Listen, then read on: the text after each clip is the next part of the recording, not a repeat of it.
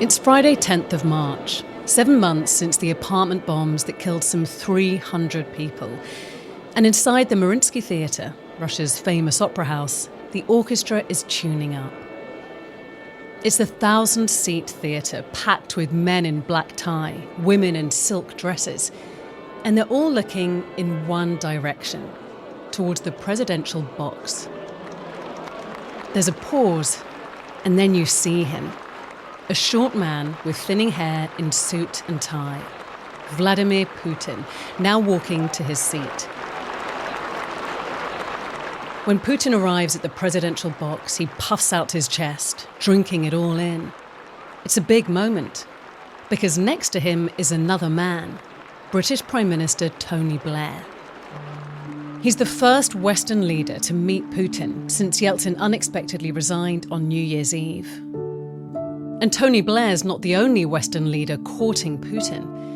American President Bill Clinton has already described him as someone the US can do business with. The West is in full schmooze, and that matters because all this attention, the photo ops, the handshakes, it sends a message. Putin's one of them, a legitimate world leader. Remember, at this point, Putin is still only acting president. In 2 weeks, Russians will go to the polls to decide whether Putin keeps the job.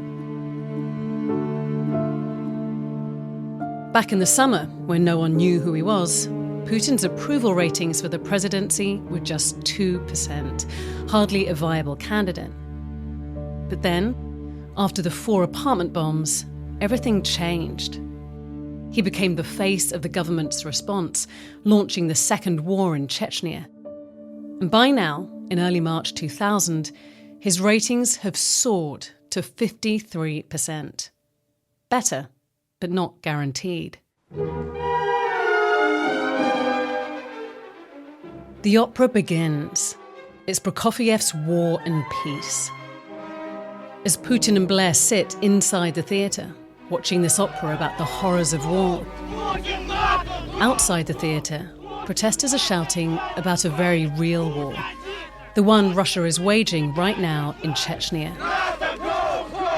Men in leather jackets are waving peace signs, pumping fists, and ripping Putin's election posters. They're furious that Blair's visit might help Putin win.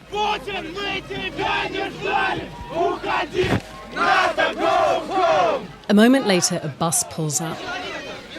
Men in military uniforms jump out, drag protesters on board.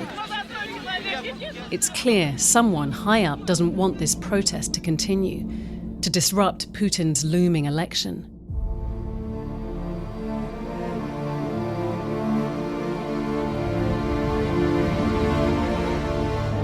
But what Putin and his backers don't realise is that right now, in a Moscow newsroom, journalists are preparing something far more threatening than a protest. A TV show. One that will pull at the loose threads in the government story about the apartment bombs and expose to millions of Russians just how fragile that story is. I'm Helena Merriman, and this is the History Bureau. Putin and the apartment bombs. Episode 3, the TV show.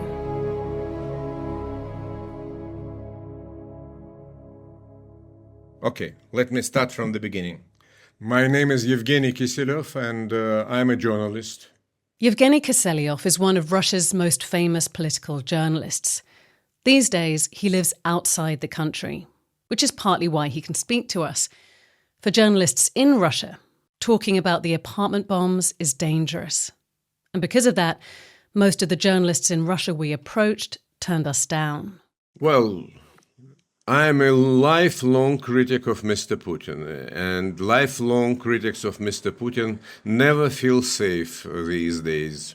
But Yevgeny agreed to talk, to tell us about the dramatic way he got caught up in everything that happened after the apartment bombs. Let's go back to the summer of 1999. What were you doing at the time? What was your job? And just how would you describe yourself? In 1999, I was one of the top editorial managers of NTV.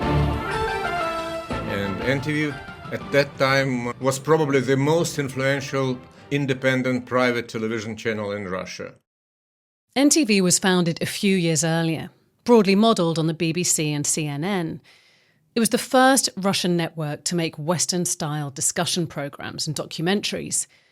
Yevgeny had worked his way up, was now Director General of NTV, hosting his own weekly news show that set the agenda in Moscow. Я приветствую всех, кто в эту минуту смотрит НТВ. Let me say that this program was somewhat bigger than life at that time. 1 апреля, День смеха, Всемирный день дурака. And would people recognise you when you walked down the streets? Yes, and attack me asking for autographs. He's not exaggerating. Some NTV shows were watched by almost half the country. Take one of its most popular programmes, a satirical puppet show called Kukly, a bit like Britain's Spitting Image, or a puppet version of America's Saturday Night Live. Every week there was a show that was laughing at some kind of fuck-up by one of the leading politicians. We satirized Putin a lot. It was huge. In ratings, it was Russia's version of the American Super Bowl. Yeltsin put up with it for years. But Putin, he hated it. Possibly because since Putin had become acting president, every week he was the star puppet. There's one episode we found. It's from a few months after the apartment bombs. It opens with a shot of Putin as a baby. He's being rocked gently by former President Boris Yeltsin. Yeltsin is crying because baby Putin is so ugly. And his origins, Yeltsin says, are so dark. It's a riff on an old German story, where a fairy gives an ugly baby magical powers to make everyone think the baby is beautiful. All of the baby's evil deeds are blamed on others, but the baby gets the credit for everything good. Though in Kukly's version, the fairy who gives these powers to baby Putin is an oligarch, rich and powerful, pulling strings behind the scenes, quietly shaping Putin and the world around him. As the episode goes on, you see the bewitched baby Putin take power, everyone worshipping him, while all the time he's controlled by the oligarch fairy. It's almost unimaginable now, a show like this on Russian TV reaching half the country. And worse for Putin, this episode airs right in the middle of his presidential campaign. Putin's aides start pressuring NTV. They want the puppet destroyed. And NTV, they refuse.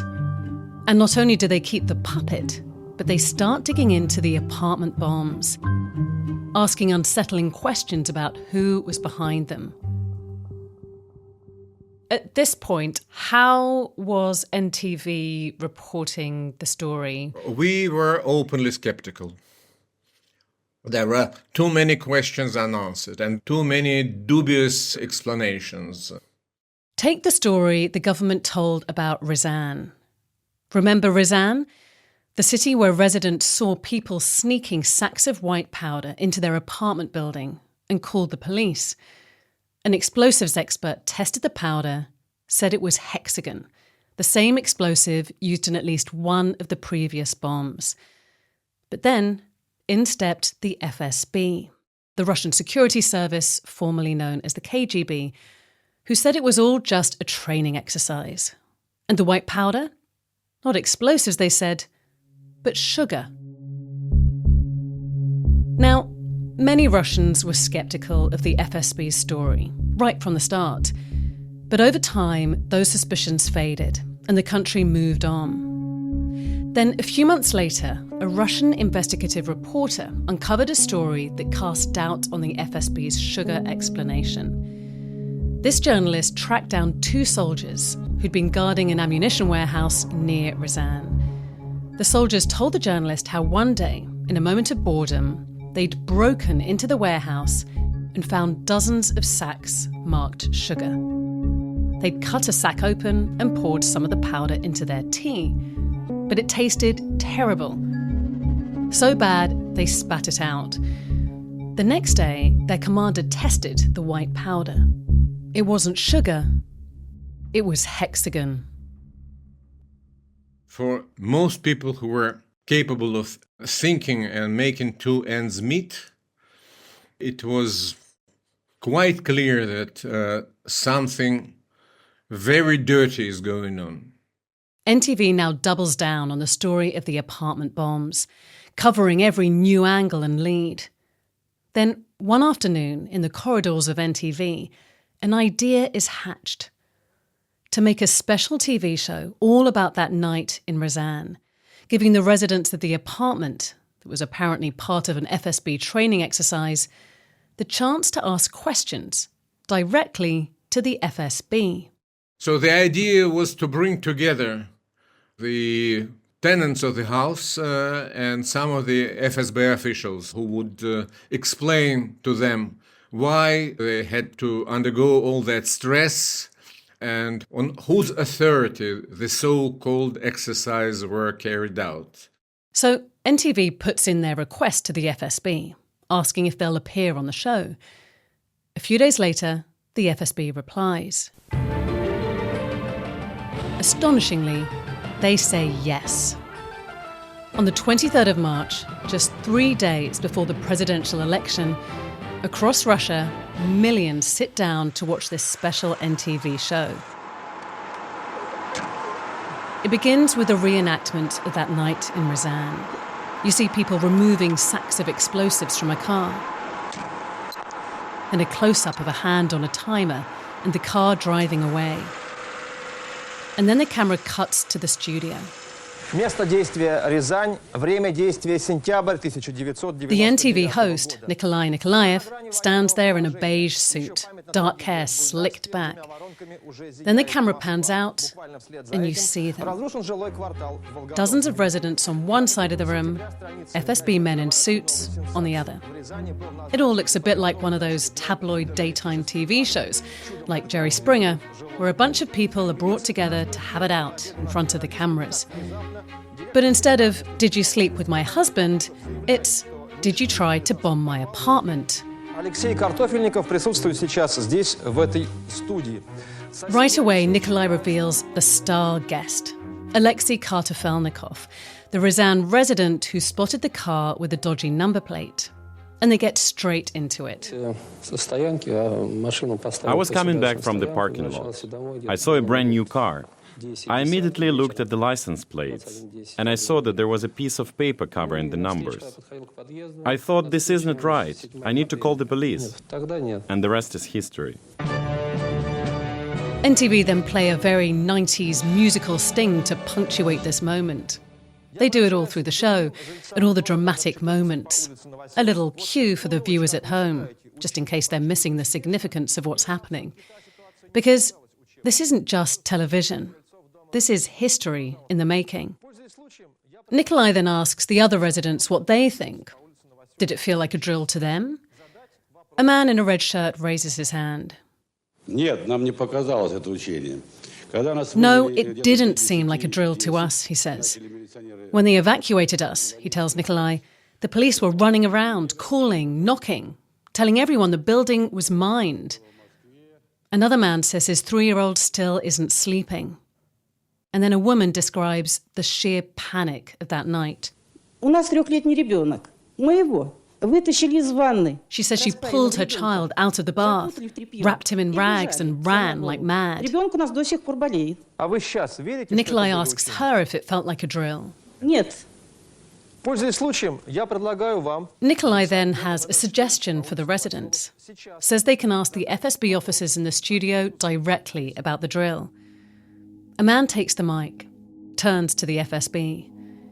He stares them down and says, Who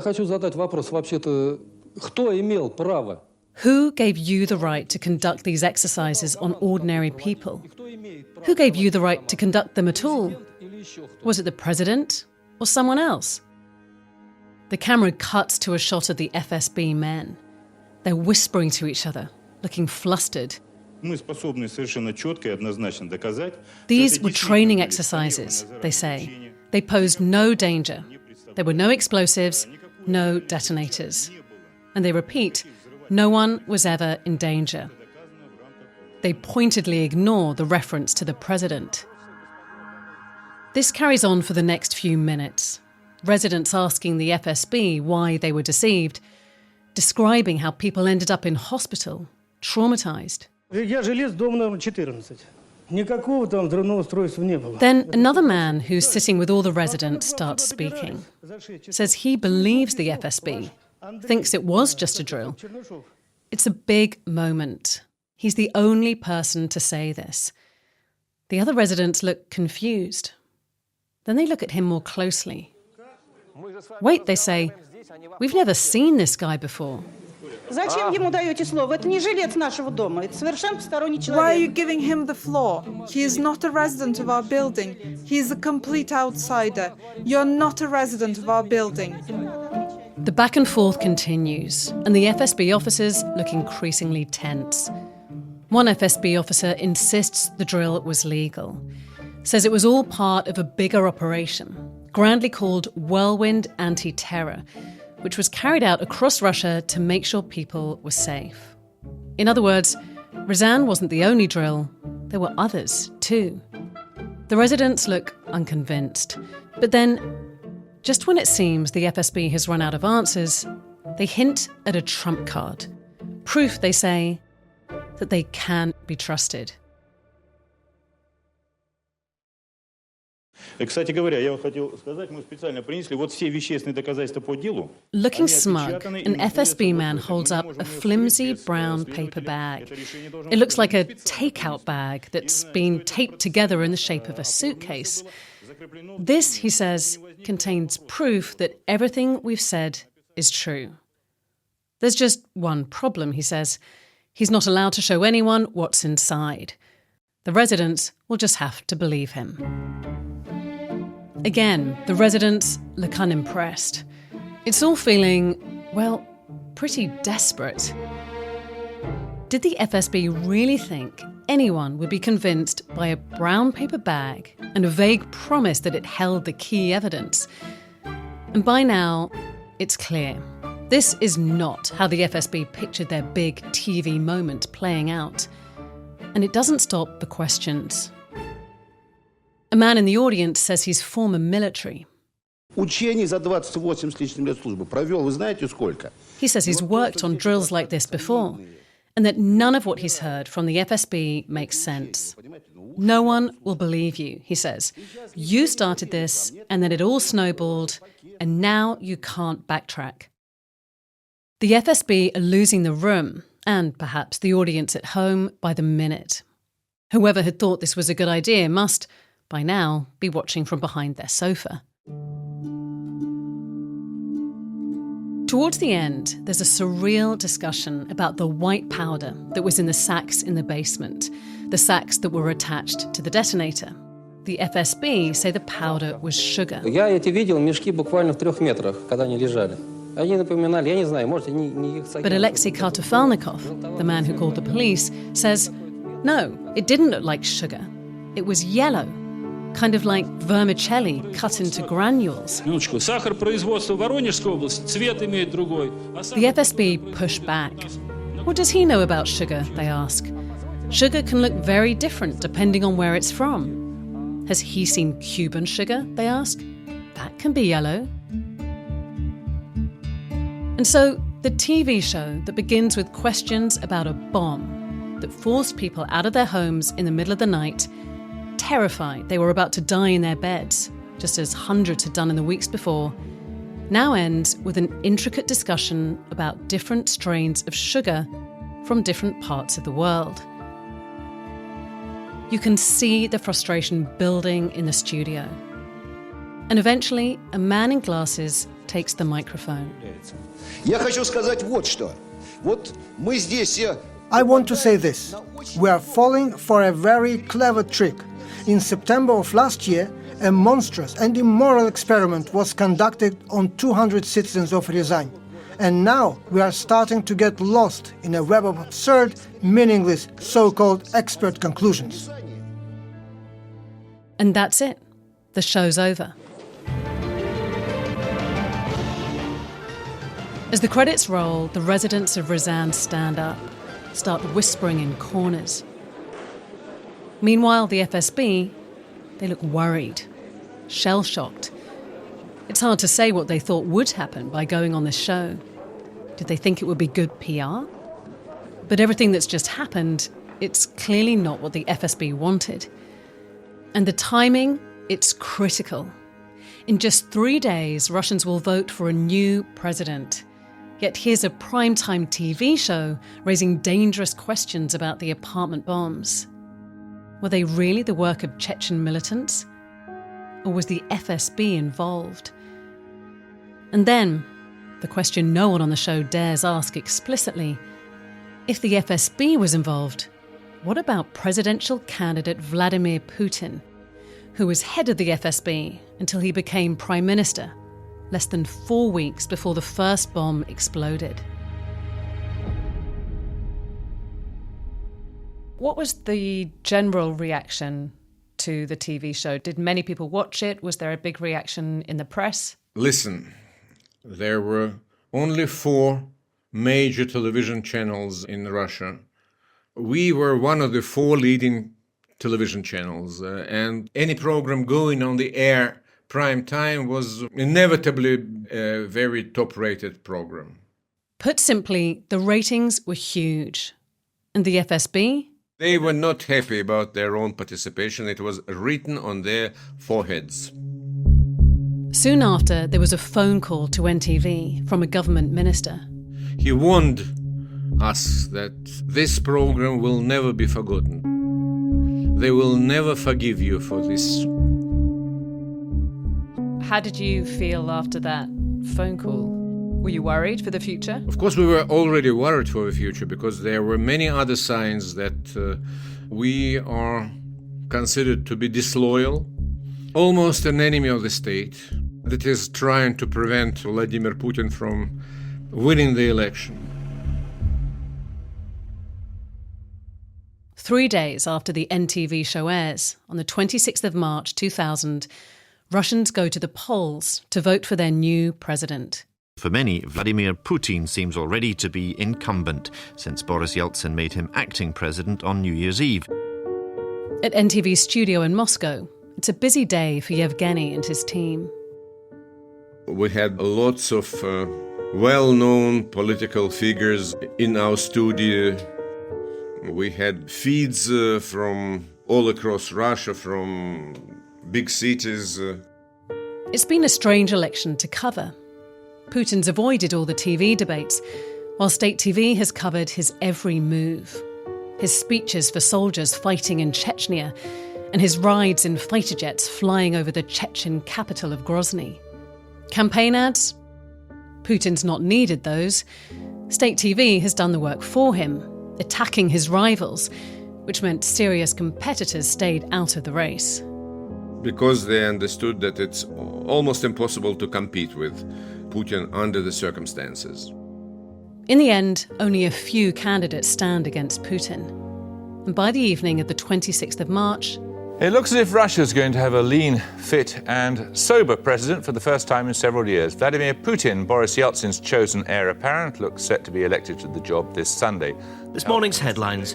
Vladimir Putin is on course for an outright win in the first ballot in Russia's presidential election. From Britain, Tony Blair rang Mr. Putin to congratulate him and to ask him what he planned to do. Vladimir Putin is elected president of Russia. In that election, you have to wonder if anyone who voted for Putin could have imagined he'd still be in power over 25 years later.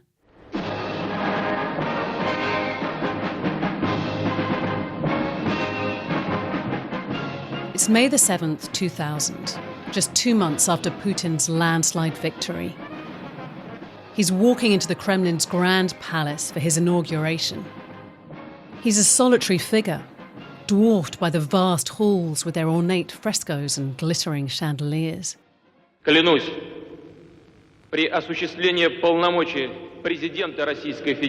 Putin recites the presidential oath, promises to protect Russia and faithfully serve the people. Everyone is watching, inside and outside the country, to see what kind of Russia Putin wants, what they can expect from this little-known KGB man.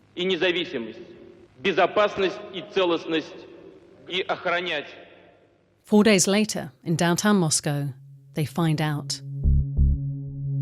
A group of men have just broken into the headquarters of the owners of NTV. Heavily armed group of FSB commandos in military fatigues, black balaclavas with semi-automatic assault rifles, and that was something Moscow never saw before. The FSB commandos rifle through drawers, then arrest the founder of the NTV network. Later, the authorities say they did this because they were looking for tax irregularities. But the message to NTV seems clear. Stop going after Putin. Did it have an effect on your reporting? I'm proud to say that it did not seriously change our way of reporting. We were trying to do what we are supposed to do, and to hell with everything that may follow. Was I going to abandon my style of presenting the news? No. I did my best not to feel and show that I'm really scared, that I understand these people may even resort to worse things, including killing me. But I had that feeling that nevertheless I'm going to do what I'm supposed to do. I'm not going to think of any consequences. And for a while, Yevgeny and NTV fight back, keep going with their Putin puppet shows, keep asking tough questions about the apartment bombs. But it doesn't last. The owner of NTV is thrown in prison. When he's released, he flees Russia, never to return. NTV is then taken over by a state-owned company. They destroy the Putin puppet and cut the Kukly show. Political satire under Putin, it seems, is over. Yevgeny had hoped that as Putin cracked down on Russian journalists, there might be pushback from the West. But the pushback never comes. Russian journalists are on their own. We miscalculated. We thought that we'll be capable of stirring up public protest in Russia, drawing the attention of international public opinion, and foreign politicians would help us.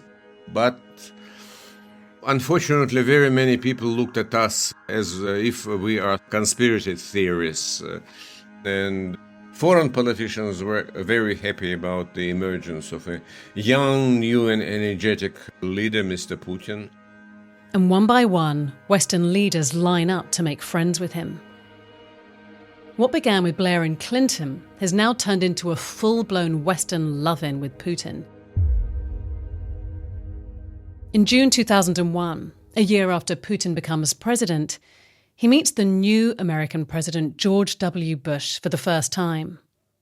Afterwards, at their joint press conference, a journalist asks Bush a simple but loaded question.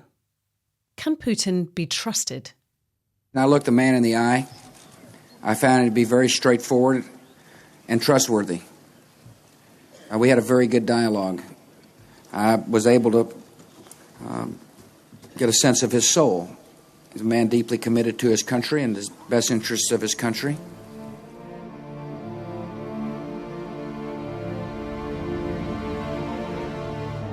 A few months later, in September 2001, after the attacks on the World Trade Center in New York, Putin is the first leader to call the White House. Next, he commits to forging a new relationship with NATO allies. Putin's growing ever closer to the West, turning up at summits and conferences, and European leaders are eager to meet him and talk about Russia's abundant supply of cheap oil and gas. And for a while, the West ignores the whispers about the FSB's possible involvement in Russia's apartment bombs and about its new president.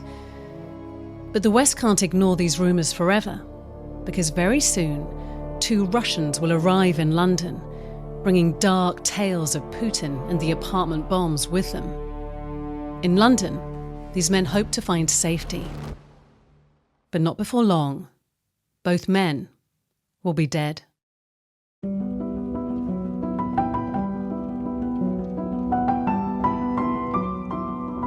Next time on Putin and the apartment bombs.